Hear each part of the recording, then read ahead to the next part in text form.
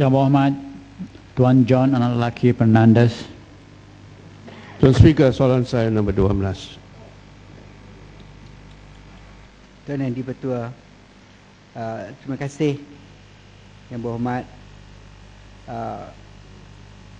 Untuk makluman yang ahli Yang Berhormat, Talent Corporation Berhad ataupun Talent Corp ditubuhkan bertujuan memastikan sumber modal insan berkemahiran tinggi yang mencukupi bagi memacu program transformasi ekonomi serta merealisasikan aspirasi kerajaan dalam menjadikan Malaysia sebuah negara maju berkemahiran tinggi menjelang 2020. Antara usaha bagi memastikan tenaga mahir yang mencukupi adalah melalui program kepulangan pakar REP, Returning Expert Program dengan izin memudah cara kepulangan tenaga profesional Malaysia di luar negara ke Malaysia.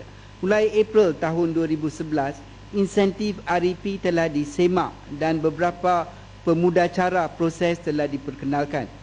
Jumlah kelulusan, Tuan Yang di-Pertua, jumlah kelulusan mulai tahun 2011 hingga bulan September tahun 2012 adalah sebanyak 1,420 dan meningkat berbanding dengan 1,130 untuk tempoh hampir 10 tahun dari 2001 hingga 2010 hanya 1,130, tapi dalam tempoh tak sampai 2 tahun dah meningkat ke satu jumlah yang tinggi iaitu 1,420.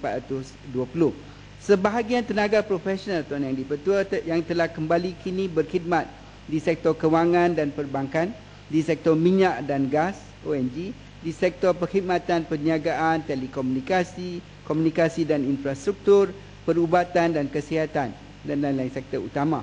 Selain itu, Tuan Yang di-Pertua, salah satu faktor kepada peningkatan jumlah kepulangan rakyat Malaysia adalah kerana Talent Corp kini turut agresif bekerjasama dengan syarikat Malaysia bagi menjayakan sesi temu seru outreach antarabangsa. Tujuan utama kerjasama ini adalah untuk memberi pendedahan kepada peluang pekerjaan profesional di syarikat antarabangsa MNC di Malaysia, sektor swasta dan syarikat GLC yang menyumbang kepada ETP. Antara syarikat yang telah menyertai program ini termasuklah Maybank, Pricewaterhouse dan lain-lain. Melalui pelaksanaan program ini juga jaringan perhubungan global dapat dibina bagi memanfaatkan atau leverage kepakaran dan pengetahuan untuk faedah pembangunan ekonomi tempatan serta penyediaan kepada usaha pembangunan teknologi baru dan perkembangan pengetahuan. Ini dibuktikan, Tuan Yang di-Pertua, ini dibuktikan melalui jaringan perhubungan bersama beberapa pakar Malaysia yang berkhidmat di Silicon Valley yang telah diterbina dan yang bertujuan untuk memberi pendedahan dan perkongsian teknologi kepada rakyat Malaysia dengan kerjasama beberapa syarikat bertaraf koridor raya multimedia MSC. Justru, Tuan Yang di-Pertua, Talent Corp akan terus memainkan peranan sebagai pemudacara bagi memacu tindakan bersepadu bersama kementerian-kementerian serta agensi-agensi kerajaan yang berkaitan untuk memenuhi keperluan tenaga kerja mahir di bawah ETP. Usaha ini adalah selaras dengan hasrat jangka panjang kerajaan bagi menjadikan Malaysia sebuah hub tenaga mahir berbakat dan negara berpendapatan tinggi insya-Allah menjelang tahun 2020. Terima kasih. Hilang Yang Berhormat Seremban. Terima kasih, Tuan Speaker. Terima kasih, Menteri. Saya ada dua soalan tambahan. Yang pertama ialah Talent Corp juga difahamkan melantik graduan tempatan atau local graduates untuk mengatasi kekurangan pakar-pakar. Soalan saya ialah berapa bilangan yang dapat dihasilkan? Dan yang kedua,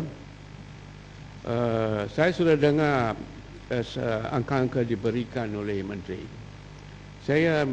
Soalan saya yang kedua ialah saya tanya, adakah apa-apa langkah yang lain diambil oleh kerajaan untuk dapat angka-angka lebih baik atau keputusan-keputusan yang lebih baik daripada berikan oleh Menteri? Terima kasih, Speaker. Terima kasih. Terima kasih, Yang Berhormat Seremban. Memang tujuan Talent Corp adalah dua.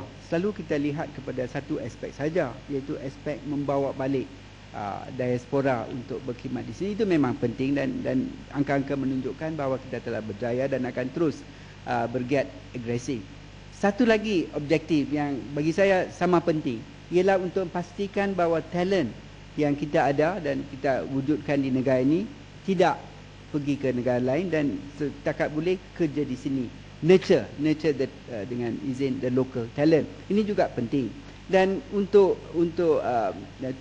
tujuan ini banyak juga langkah-langkah yang telah diambil. Misalan, satu waktu dulu bila kerajaan menawarkan beasiswa, mereka diberi beasiswa, dan kalau mereka tak dapat kerja di pihak kerajaan, mereka dibebaskan, boleh kerja di mana-mana dan pergi cari tempat di luar negara. Tapi kerajaan lihat balik isu ini, dan kita lebih memberi tumpuan kepada syarikat-syarikat di Malaysia. Jadi kalau kerajaan tak dapat menawarkan kerja kepada seorang pemegang beasiswa, kita juga membenarkan dia kerja di syarikat-syarikat lain, termasuk syarikat-syarikat swasta di Malaysia, supaya talent mereka dikhususkan,